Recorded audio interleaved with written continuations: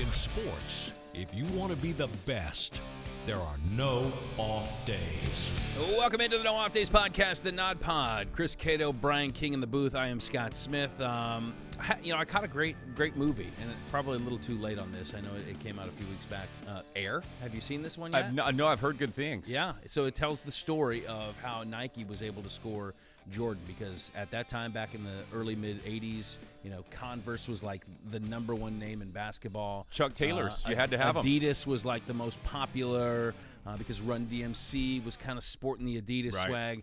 And then here comes Michael Jordan, changed the landscape forever. Reading some of these numbers, I mean, it was really cool. A lot of great actors in this, so it's kind of like a who's who. Yeah. So highly recommended. But Jordan has he's made $90 million in his NBA career, right around there. Nearly $1.5 billion from his deal with Nike. So that was pretty shrewd of his mom to say, "Come on, Nike, let's do this thing." Man. Yeah, Thank you, Mom. Good choice. She wanted, what do we call that when you want a share of each shoe sold? Watching Shark Tank, there's a word for that. I forget what it is. Is it like a royalty? Yeah. Yeah, that's it's like a royalty. Yeah. Okay.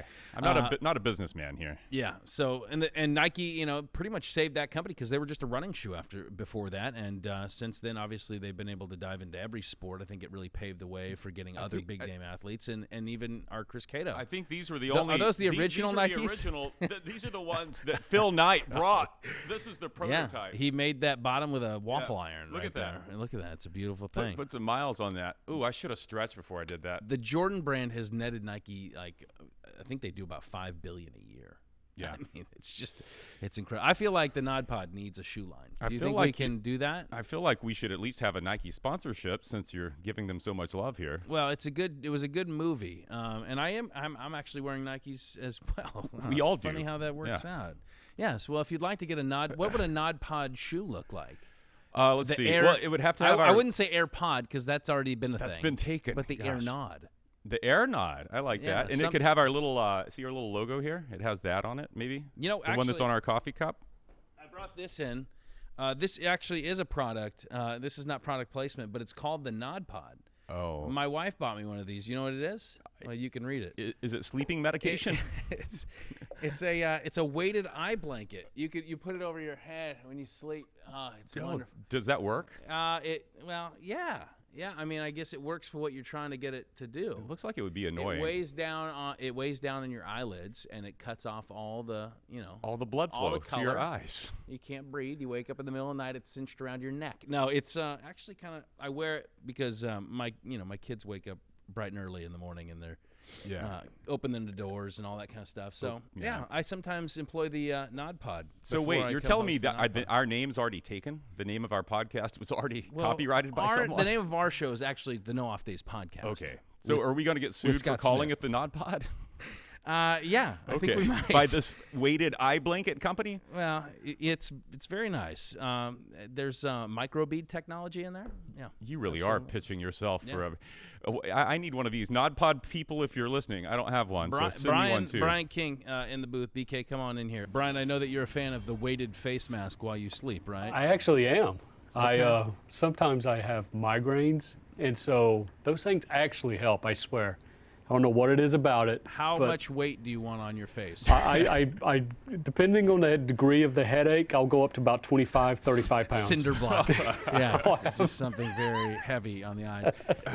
It does help. I think there is a calming effect, but for the NODPOD, it doesn't stay. It's not strapped onto your head. And although you can tie it around your head. That's what I don't like about my sleeping mask. It's got the strap, and then I wake up and my hair's not perfect. It's got a band in it. Do you do your hair before you sleep? This hair doesn't move. I usually don't have to fix it in the morning unless I wear the eye mask. So. Okay, very good. Yeah. All right, let's put the product placement up. Right. But please send me one, NODPOD, if you're listening. BK, what do we have on the big program? Good show today. We got Greg Auman. Yeah. Familiar around here at these parts. From the Allman Brothers? Yes, he was the missing Allman Brothers. Yeah. I love the Allman Brothers. What do they sing? Not Country Roads. I've seen so many good songs. Are they all still with us, or is this going to be good? They've all moved on. They've moved on. Yeah. Ramblin' Man, right? Sweet Melissa. Ramblin' Man, I believe. That's them or Marshall Tucker. He's going to be joining us. Okay. Moving on. Well, yeah. So not only is Greg on the Bucs beat, but he covers the entire NFC South now for Fox Sports. He's with us now, yes. But there is not a question that could be posed to Greg that I don't think he'd be ready and able to tackle. As long as it's in the NFC South. Yeah, it could be football, it could be existential, anything. Oh, okay. He's ready. Wow. Yeah, he's a bright dude. Okay, very good. And then at the end of the show. End of the show, I'm going to test your knowledge on history. This is an idea submitted from our own director, Sean O'Neill. An avid history buff. He's a huge history buff. So we'll tie it in, see how well you know your timelines and histories and stuff like that. This is going to go horribly. Is there any way I can cheat? Let me start Googling history. History of what, Brian? History of sleep masks. Stayed up all night long just Googling history. Okay, very good. But don't look at my history. Don't look at my your Google history. Yeah, don't look at his Google history. Oh, boy. Okay. All right, moving on. Thank you, BK. We'll catch up with you in just a little bit. If you're listening and you want to watch, go to fox13news.com/NODPOD. If you're watching and you want to listen or subscribe, take out your phone, zap that QR code on the screen in the bottom right-hand corner. There you can find all of our shows. And much like the gentle pressure applied from the microbead technology that soothes and calms the brain in the NODPOD weighted eye blanket, this podcast is designed to cause you to listen in luxury. Gentle pressure for your listening pleasure. Please subscribe, fox13news.com/NODPOD. Subscriptions just shot through the roof. If There you you would go. do the entire podcast like that, All right, I think it would let's help. let's get into our talkers. And last week we did love and hate. This week we're gonna go biggest winner, biggest loser. You okay? and these themes. Yeah, You're well, on a roll. I feel like we got to find something fun. So All right. here we go. All right, so the NFL has announced a deal with Peacock. So the digital streaming service owned by NBC is now paying $110 million for NFL rights to one game, the NFL wildcard game, and I believe it's an NFC wildcard game. It's going to be a Saturday night game, a primetime game, $110 million for rights to stream that game. The only people that will be able to watch it on broadcast are in-market teams. So if it's the Tennessee Titans against the Indianapolis Colts, then the markets of Indianapolis and Nashville will be able to watch it. Everybody else, you got to make sure that you have Peacock, my friend. So biggest winner in this one, I mean, the NFL, they're the biggest winner. The asking price for one game is $110 million. You kidding me? And more outlets vying for the NFL's attention. So it's not just, over the air. It's not just the main networks now. Every streaming system is going to be involved in this. Anyone that has a streaming service is at the NFL's door begging for one of these games. I mean, Facebook is going to have a game at some point. Twitter, Amazon obviously already has one. So NFL, they're always the biggest winner. Biggest losers?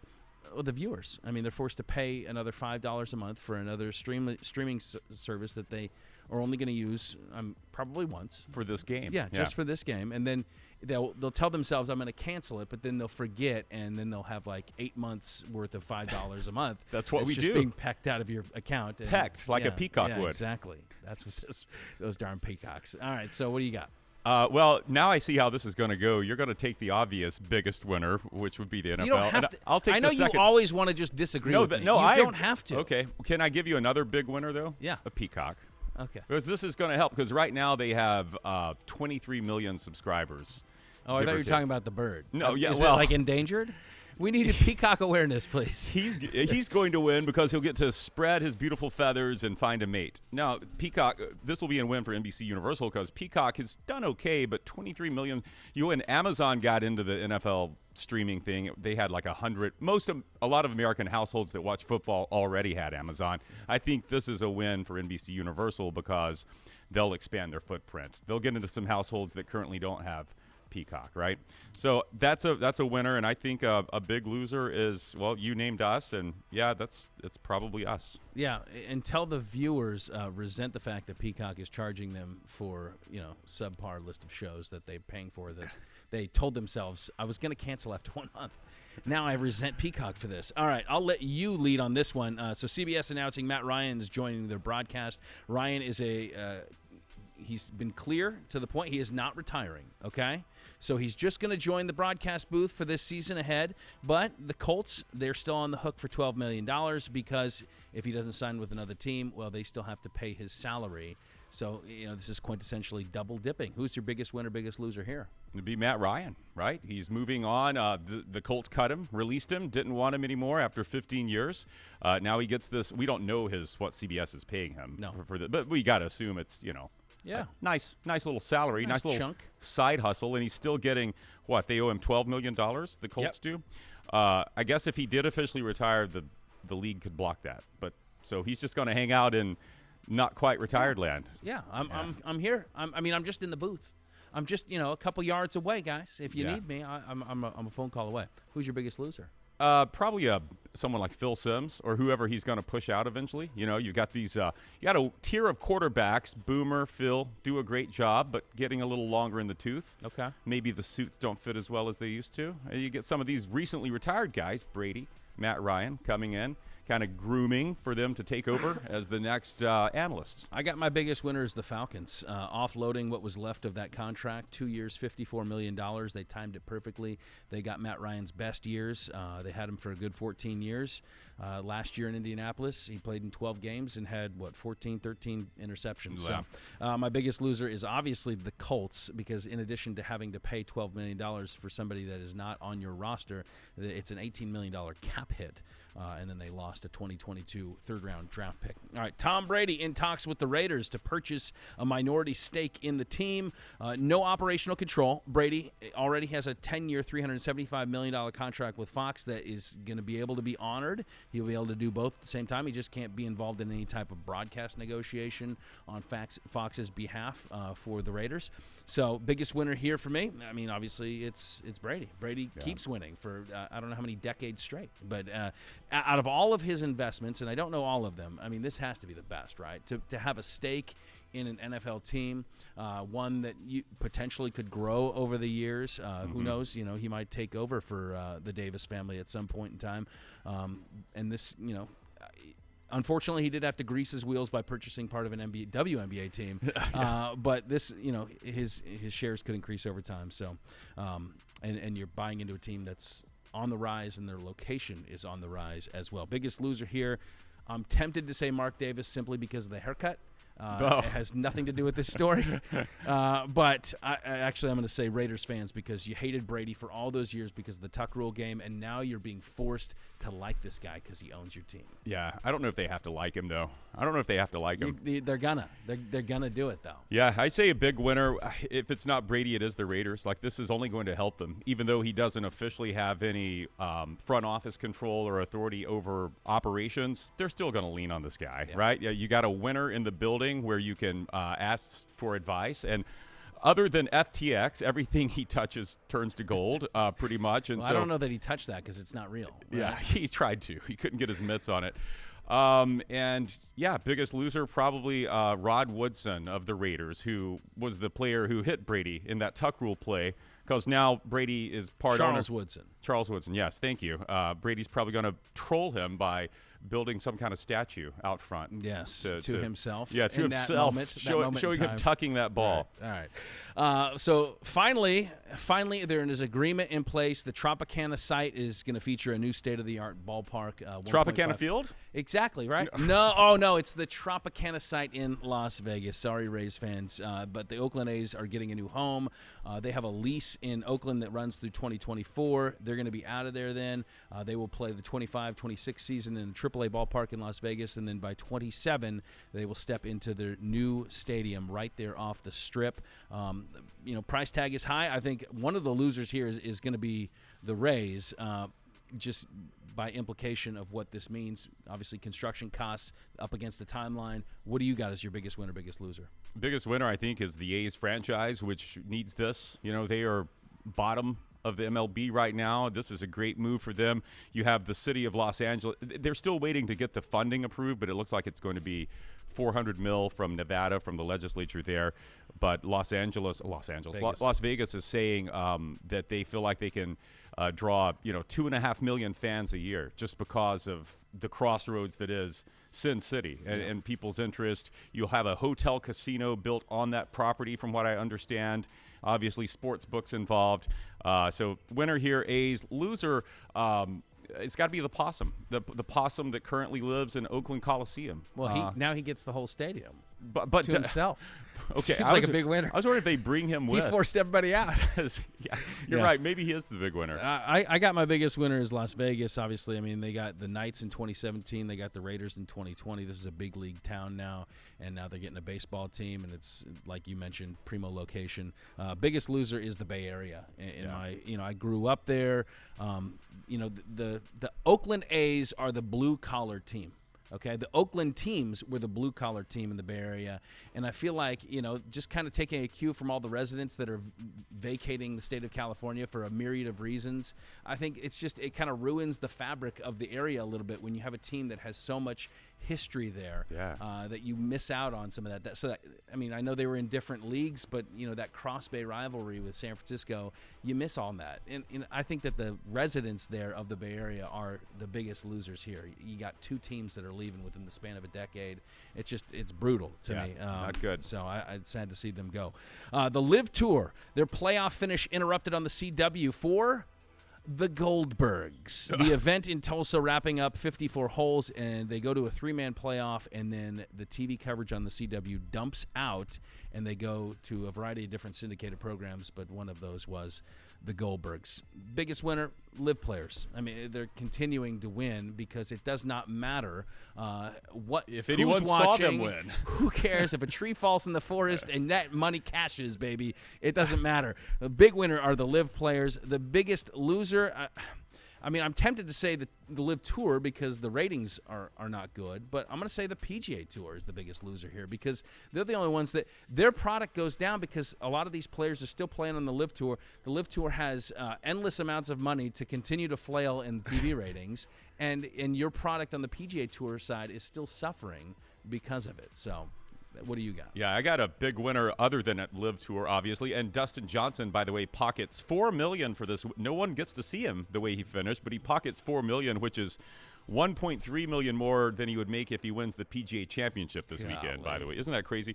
But I think a big winner is the CW because up until now, a lot of people I don't think knew Live was on CW, but you make some headlines by this gaffe, if you want to call it that, cutting away from this finish of this tournament here, and all of a sudden people may realize, hey, the CW has Live. Had no idea. Let me find my local CW. Hey, the CW has the Goldbergs. Do they still? I can't wait to see another rerun. Oh, another big winner is local news because some of the stations cut away from this golf tournament to show your friendly faces on the local news. Ratings went up. Bring those important headlines, right? Okay. Our final winner-loser is, so this was revealed on a podcast called The Smiley Show. Justin Thomas, Sidney Crosby. This is the dinner story. So a week after the Masters, Justin Thomas and some friends, they're dining at a restaurant, same restaurant as Sidney Crosby and many of his Penguins teammates.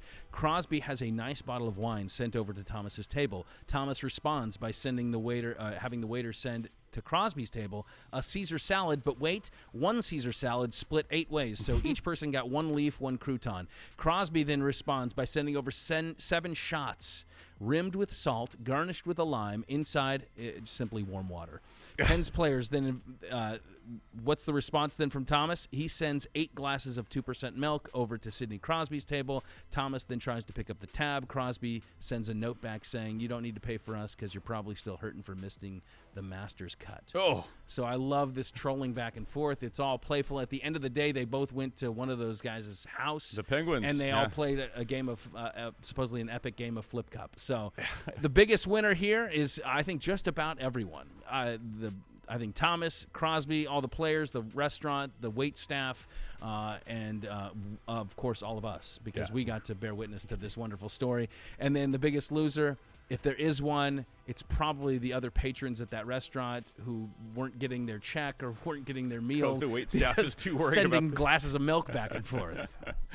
Oh, that's a great one. Man, I wish I had a story like that. I'd love to have the kind of money to get into an epic restaurant one-upmanship. I think a big winner, too, is Smiley Kaufman, right? Because this is his first podcast, and his guest is Justin Thomas, who has this story. Home run. And at the end of the night at the Flip Cup competition, apparently he was at the end of the – I don't want to go into too much of how the game's played. Never played it, but I've seen it played. But he ends up in a face-off with Sidney Crosby on the other side, and he – outdrinks him So who hasn't dreamt of a face-off against Sidney Crosby? You're right. Yeah. So there you go. Big winner. I don't know that there's a loser here. Maybe it's Crosby's team at the end of the night because Kaufman's team beats him in Flip Cup, but that's a good story. Well, they are the ones that actually had to pay for the nice bottle of wine. Right. So. JT's bunch is the only ones who got something nice out of the deal. Yeah. Although 2% milk, not bad. Yeah, and prices these days.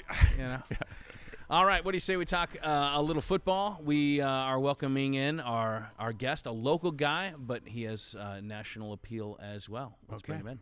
Well, our guest today has been covering the Bucs for a decade now. He joined the Fox family, however, last fall. Now, he not only covers the Bucs, but he covers the NFC South as well. We welcome to the NODPOD Greg Auman. Greg, thanks for joining us. You know, I know that you have a high commitment to detail, and I lean on you heavily. I know if there's any type of contract situation, salary cap, needing to figure out numbers, I quickly jump over to your Twitter, and you have handled it. Is like off-season reading for you? Is it like digging through the CBA or policies and procedures? I don't read the entire CBA that often, but yeah, you try and keep up on things, and it seems like every off-season there's something else that you thought you knew that you didn't, that you figure out as it happens. So with all these contracts, it's lots of fine print to keep track of. So for the Bucs this offseason, I mean, there's this sense that they're kind of, biting the bullet given the Brady cap hit. They've seemed to come through that. They've filled out the roster. They got some guys to renegotiate. They brought in some guys at lower prices. I mean, how would you kind of assess where they are? Is this a season that you say kind of brace for a lean 2023?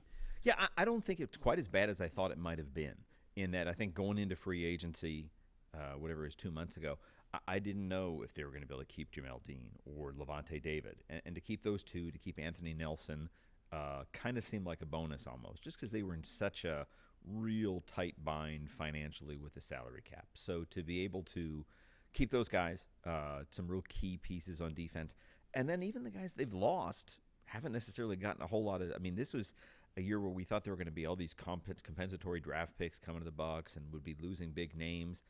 And nobody they lost got more than like $4 million a year.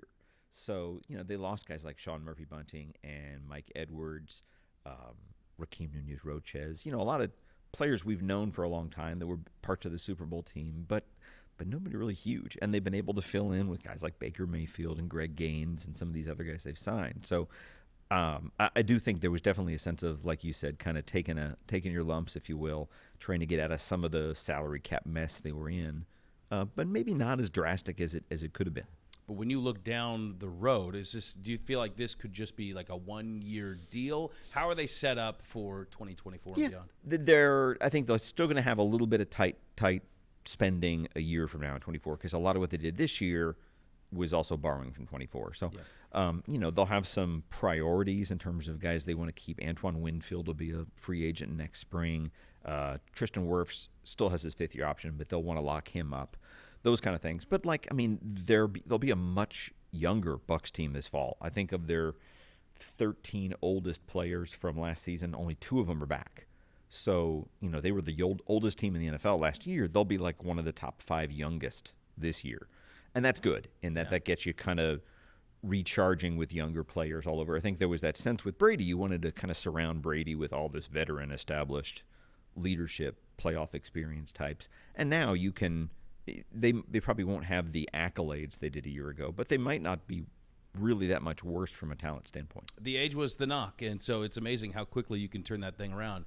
But when it comes to the quarterback, you mentioned Baker Mayfield. You always want to be the guy, right, that doesn't follow the legend, but the guy that follows the legend. So, but what is your read on Baker Mayfield? Because from my perspective, it seems like, given what was out there, this seems to be a decent fit.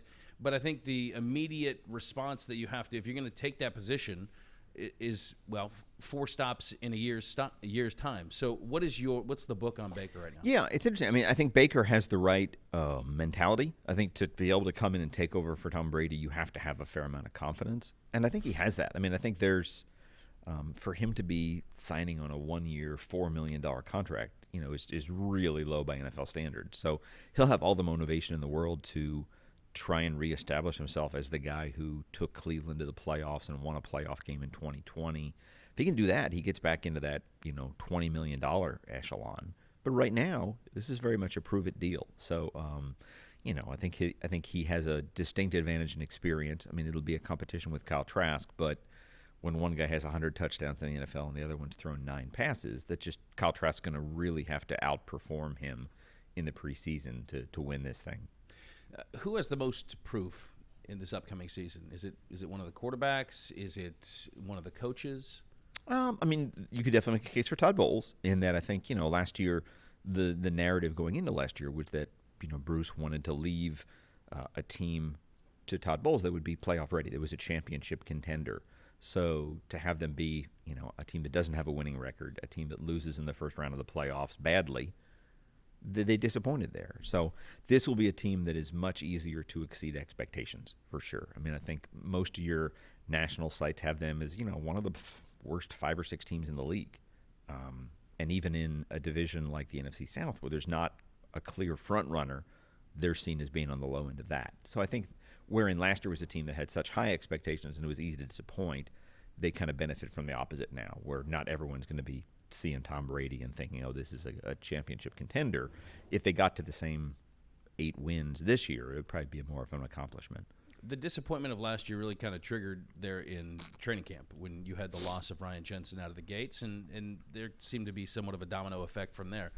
But Jensen is back, and we have every reason to believe that he's going to be healthy. But there's still major question marks on this offensive line. If you're looking at the right side of this O-line, and I look at kind of like this offseason depth chart, I'm not sure what to believe about it. But do you believe it's going to be Gedeke at right tackle and it's going to be Mock over at right guard? I think those are the default leaders right now, I would think. And I think it'll be a good competition. I mean, with Malk, I go back to a year ago and Luke Gedeke, and that didn't work well, and that wasn't. I mean, he was a week 1 starter, but 2 months into the season he was on the bench. So I think that gives you some hesitation to just give the right guard job to Cody Malk. He's even more so than Gedeke was. He's going from North Dakota State to the NFL. So as much as we've seen the Ali Marpettes of the world pull that off, it's a lot. So it could be that he's not a week 1 starter. They have Nick Leverett they could turn to, or Robert Hainsey they could turn to. That probably is the most wide open of the spots. They're kind of hurting at tackle. They don't have a whole lot of tackle besides Gedeke at right tackle. They could move one of those guards outside, but I think they like the idea of him being the right tackle. I think obviously his rookie year wasn't what he wanted it to be, but he played fairly well there in that it's kind of a weird situation. It was almost a preseason type game, that Week 18 game in Atlanta where the Bucs didn't really need to win, but it seemed like he handled himself well, better than he had at guard. So I think he's the guy to beat, at least right now, at right tackle. Harold Goodwin the other day, the assistant head coach, was talking about Mock and kind of transitioning in, and I think it's going to be a compelling first few weeks of training camp to see the matchup between him and Vita Vea. That's a little bit of a jump up from the Missouri Valley Conference, right? Right. And it's just a baptism by fire. You literally, the toughest guy you're going to face for most of your rookie years, the guy you'll see every day as you get used to contact in the NFL. I mean, that's a benefit, I think, more than it won't be nice for him that first week in August, but he'll be better for it. Yeah, no doubt. So Dave Canales, new offensive coordinator. Obviously, everybody knows he hasn't called plays, beyond high school.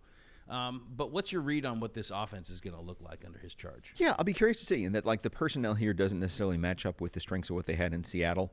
I think he's gone out of his way to make it clear they want to run the ball more and better than they have.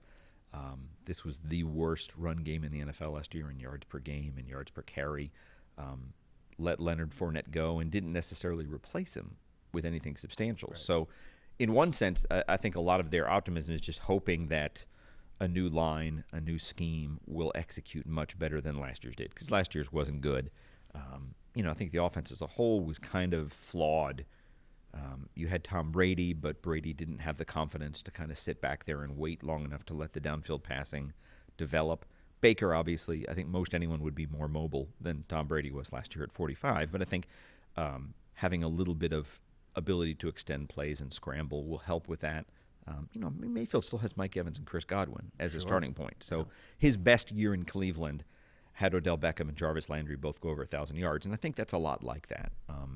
I don't know. You think about what they did in Seattle, and last year, if you're trying to draw up a model for a forgotten former high draft pick, rebounding and playing well, Geno Smith would be that guy. Yeah. In that, when they trade away Russell Wilson, there's so little expected of Seattle last year.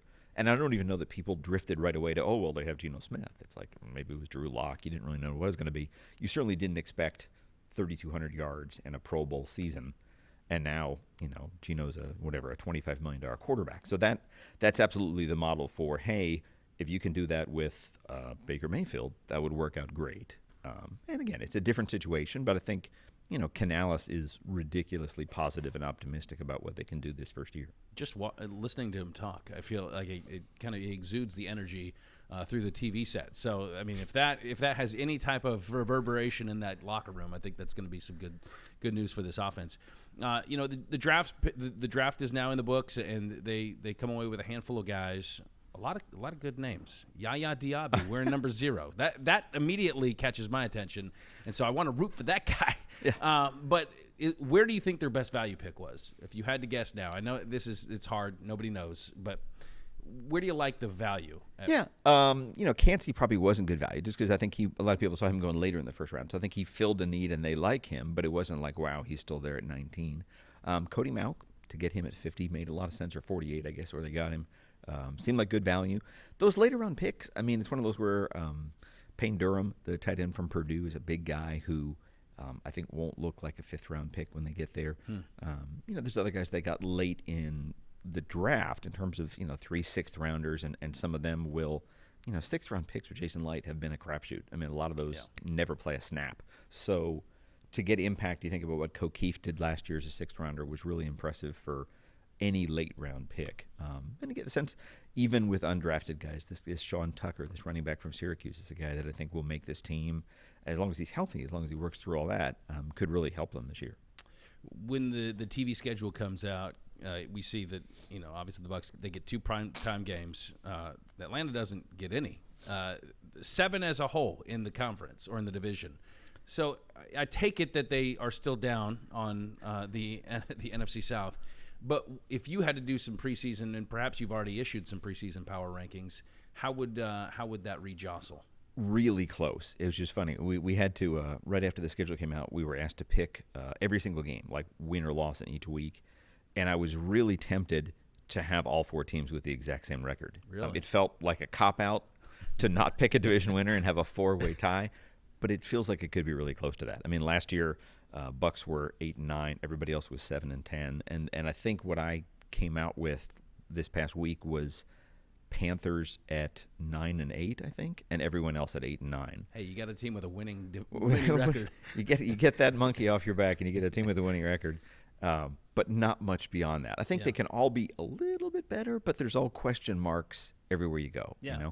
Atlanta, everybody likes, but they're also rolling with Desmond Ridder at quarterback, who has 4 career starts. Carolina, you just don't know how much you can get from a rookie quarterback or Andy Dalton. New Orleans, definitely was a more active team than I expected in free agency, but still lost a lot on defense to where I don't know what they'll be. So it's tough, and the schedule's tricky too, because like the Bucs, as an 8-win team, still get a first-place schedule, which means they scored games against the Eagles, Bills, and 49ers, I think. Yeah. 3 nasty. I mean, there's like 3 of the top 5 or 6 teams in the NFL. The league should have some type of caveat for a season as bad as the NFC South was last year. But when I look at these teams, I mean, it seems like all of them took, some steps forward, some marginal, some could pay off. I don't know exactly what to expect out of Derek Carr in New Orleans, but their offense is going to be interesting to me. I think Bryce Young, he could be one of those rookies that comes in and plays great right away. But for the Bucs, obviously, you lose Brady. I think it's a net negative, right? So if I think it seems like every team in the division took at least a step forward. Maybe the Bucs took a little bit of a step back. Right. Yeah, I think so. I mean, like Atlanta, you think about Atlanta to add Bijan Robinson. I don't know that they needed help at running back, but that's a huge weapon to add. If they can just get past that question mark at quarterback, it's kind of right there for them because they have a much easier schedule. Their defense will be better. New Orleans, I'm the same way. I don't know if you look at Carr's numbers last year are pretty much the same as the New Orleans quarterbacks combined for. I do think you get a little bit more of a leader, more of a presence with Derek Carr. I was impressed how well they kept some of their talent. I wasn't expecting Michael Thomas to come back, to be able to add Jamal Williams as a running back, to Kamara and everything else there on offense. I thought they did well. But I don't know how. I'm still not sold on Dennis Allen. You still don't know how that defense will be with a new coordinator. There's still some questions there. What's going to happen with our old pal Jameis? Is he destined for a life of career backup, or do you feel like he's going to get an opportunity at some point? Yeah, I was so surprised that he went back to New Orleans. You go back to last year, and he gets hurt, and he hurts his back, and we got healthy, and they were like, no, we're sticking with Andy Dalton. And like Winston even said, like, oh, that hurt my soul that he didn't get it. And like you're thinking, oh, well, there's no way you'd choose to go back to that team if they betrayed you so much they hurt your soul.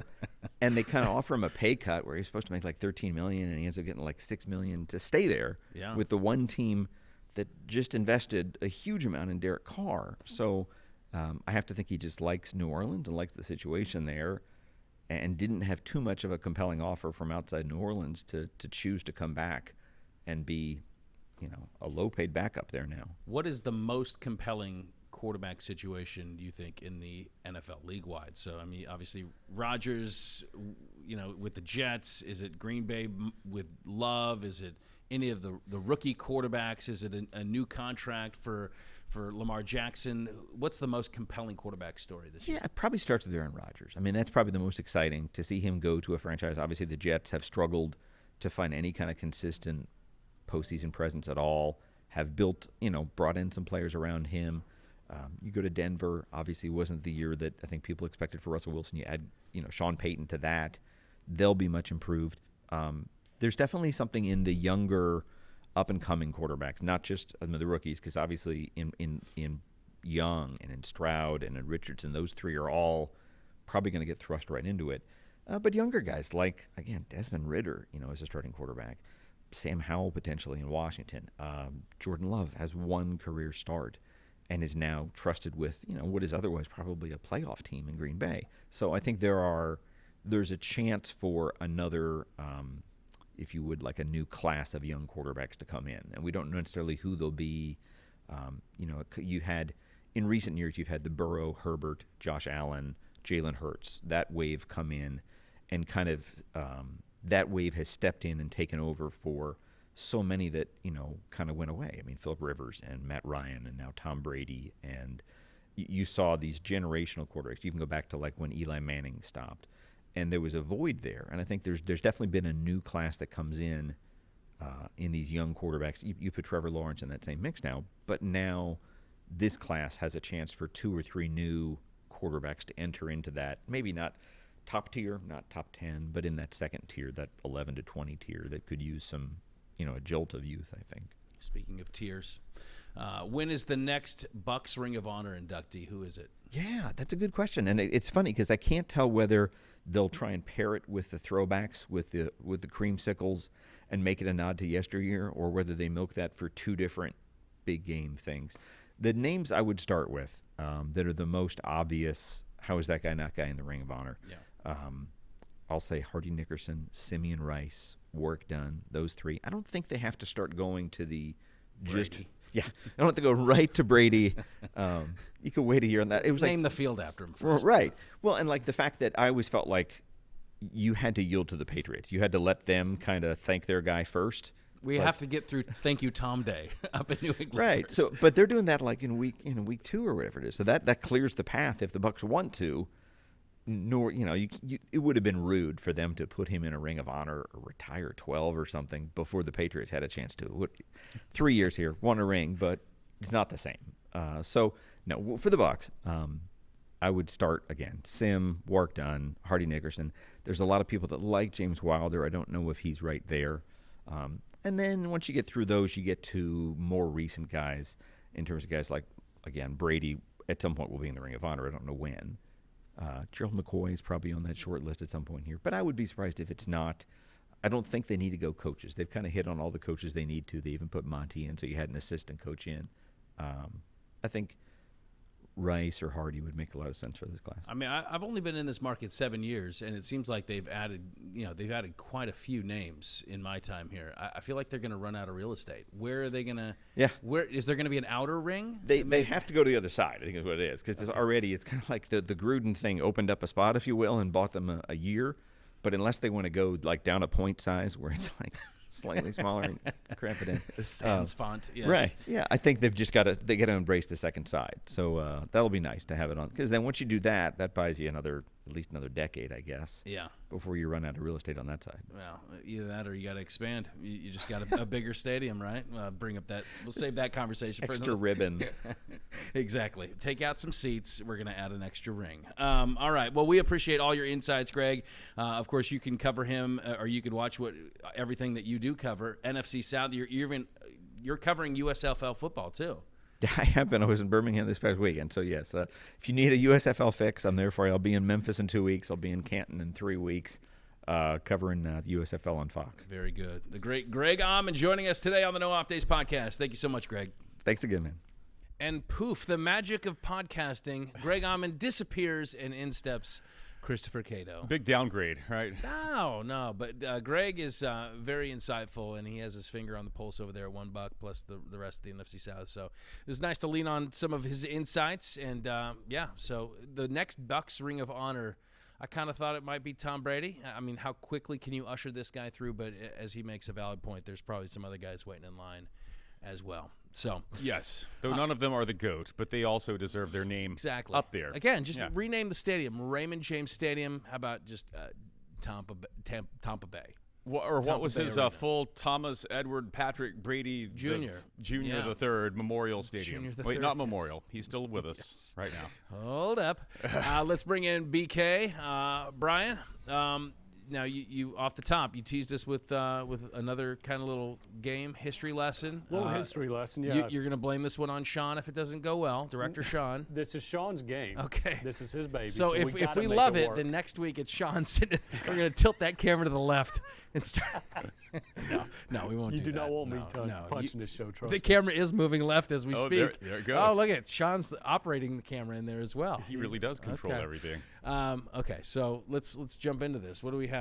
What we're going to do is just take a specific event, a big event in history, and then put other events kind of around it. You tell me where they fall chronologically. Okay. Okay. This sounds difficult. It's not that difficult. All the answers will be up there. All you got to do is reorder them, okay? All right. Are we teaming up for this, or are we competing against one another? How's this going? Let's do a little of both. Oh, okay.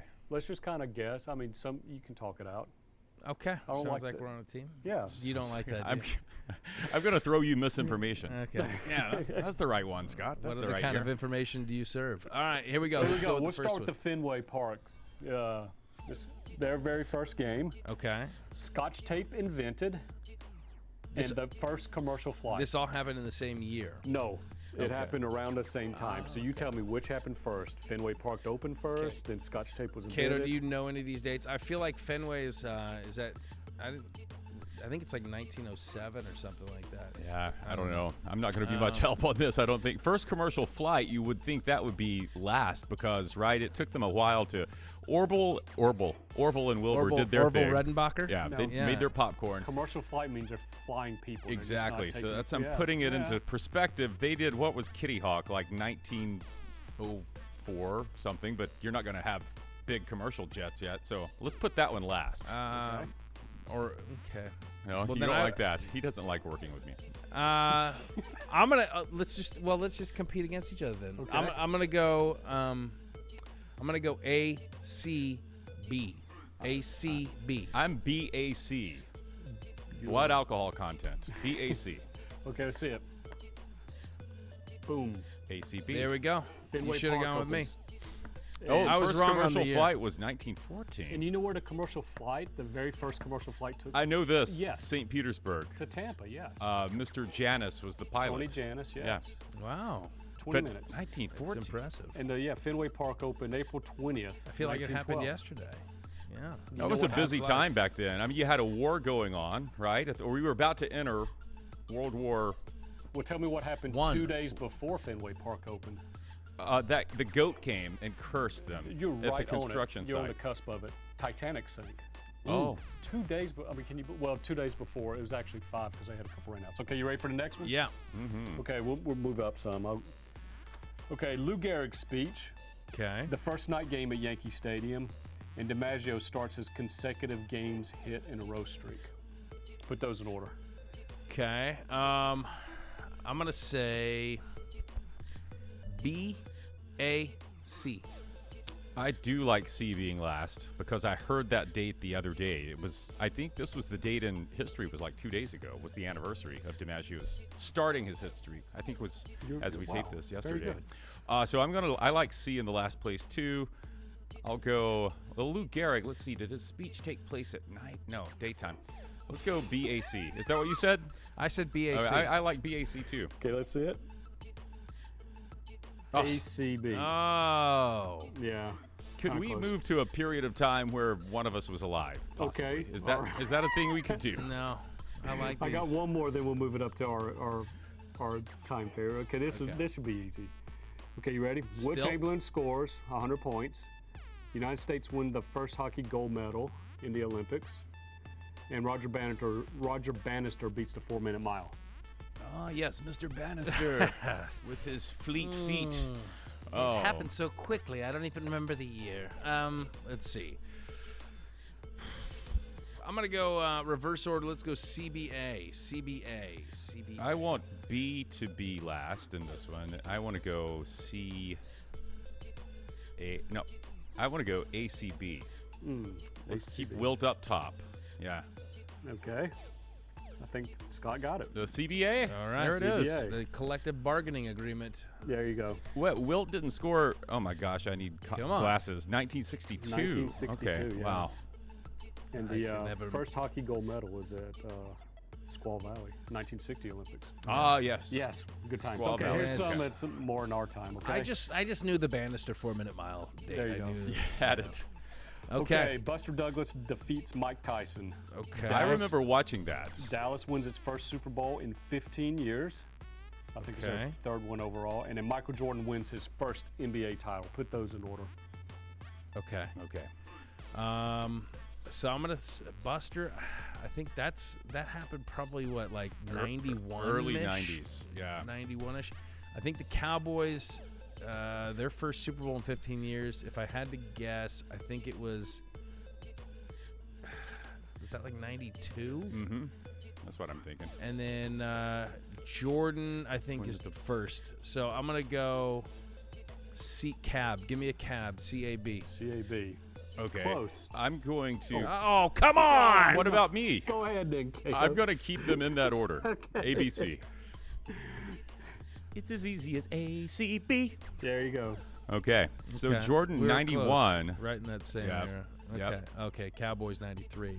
But it Okay. was the 92 season, right? No. No. Okay. No, the 92 season, yes. 93 was when it happened. All right. Okay, here's one. Chris Cato starts work here in Tampa. That's debatable. He still hasn't started working. Peyton Manning signs with Denver. And the Cubs win the World Series. I mean, you should know this, right? Well, you can go last since you're going to know all the dates that happened after your ceremonious hire. You should know when I started. It was monumental You in your started life. before me. Yeah. Dope. But not how much before you. Not that much, yeah. Yeah. Not that much. I would say, man,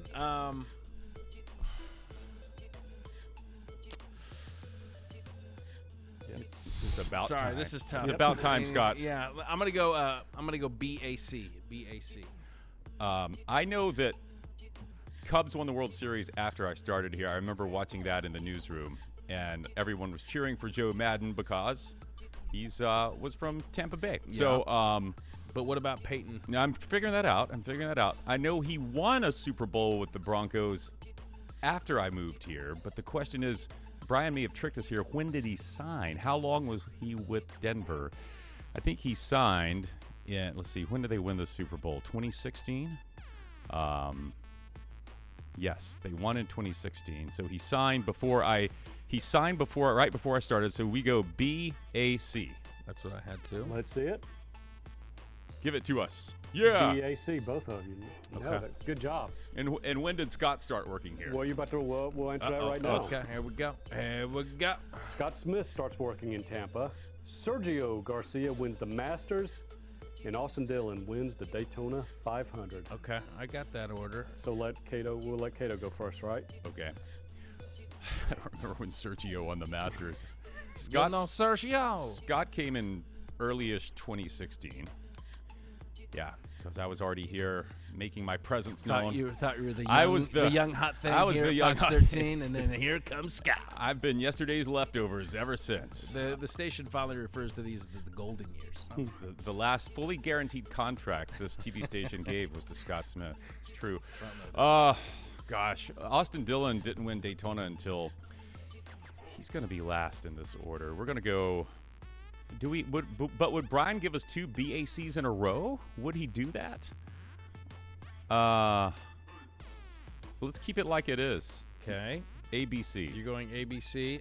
Hang on. Don't. So all those things happened after I got here. But I think Dillon winning at Daytona was before Sergio winning the Masters. So I'm going ACB. Ooh. Did I get that wrong? Cato. Dang. I know your era better than you know your too, era. man. You were too distracted by your new job. Yeah, Garcia won. Still trying to unpack your belongings. The first 3 years were just a blur. Just tiptoeing on eggshells around here. You had to decide, should I continue with my name, Smith, or change it to something more exciting? I have one for you. Oh. Okay. The Great Depression. the Hindenburg. Yeah, and then Brian starting at Fox 13. See, that's funny. Brian is C. That's funny right there. We're going to go C, A, B. Cab. You sure? Call me a cab. BK, what year did you start here? Oh, please, man. 98. Okay, 98. All right. The year after they moved. Yeah, the year after they moved to Raymond James. God, so old. 98 was great, they say around here. It was a great year. Good job, Sean. Let's give it up for Sean, everybody. Yes. Sean's welcome to bring create games anytime. Yeah. The problem is, Sean probably already has all these are like easy for him. For some of us smaller-minded people. Well, Chris is a smart guy. It was difficult. I wasn't that smart. But I think I won that game, so I think I'm going to take that W. Hey, let's point you to where you can find all of our shows. Full-length podcasts. Go to fox13news.com/NODPOD. The QR code on the screen. Zap that as always. We can also be found on iTunes, Google Play, Spotify, Stitcher. Get us there every week in audio form. It'll go straight to your phone. You don't even have to work or pay for it. Whoa. And then you can also check us out on social media, but we don't do a good job of updating our pages, and I apologize for that. We need to hire somebody for that job. Big thanks to Greg Auman, as always, coming in, spending some time with us, and we had some fun. Big thanks to you, Chris, to BK, to Sean, to Chris on the jib. Until the next time we are on, there are no off days. Never give us an off day. Take a big slurp. Cheers. Frothy.